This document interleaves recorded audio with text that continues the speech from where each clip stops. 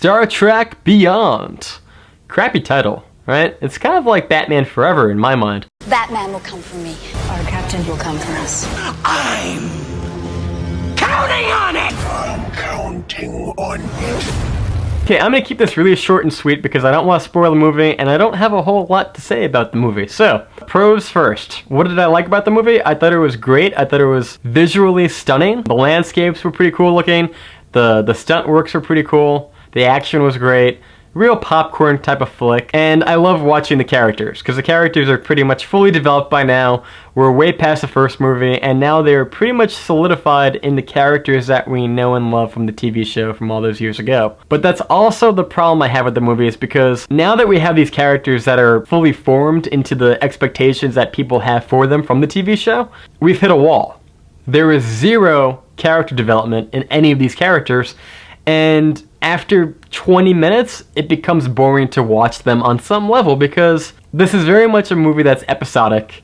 It's a standalone, you don't need the other movies, and if you made a movie after this, you wouldn't need this movie to connect the dots. It's kind of like an episode of Star Trek where there's no stakes and no consequences, and it's just there. And that's a giant sticking point that I have with this movie, is that as good as it looks to watch it, it's probably great on IMAX. I saw it in, standard 2D. But as far as the writing goes, and I love Simon Pegg, it feels very redundant, like we've seen it before. You don't feel like when the movie ends, the characters are wiser for the journey, or they're different now, or they learned anything. You just kind of feel like, hey, remember that time in Star Trek Beyond when we did this? And that's a problem. Like, that's a giant problem that I have with this film, because you want your character, if you're going to get invested into a franchise, and I'm not overly invested into Star Trek. I've never been a giant fan of Star Trek. It was more along the lines of, like, I was a fan of J.J. Abrams. I liked the first movie, which led me to the second movie, which has now led me to the third movie, which is not directed by him. And I think that might be a small problem with the film, is because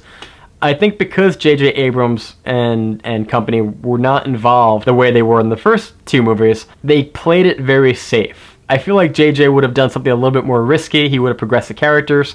I think when Simon Pegg took the script and wrote it on his own, he kind of took a lot of notes from the TV series and kept it like an episodic type thing where there's no thread from the previous films and there's no foreshadowing for what's to come in the next film. Idris Elba, who I think is a great actor. He was in Prometheus, Luther, a whole handful of different movies.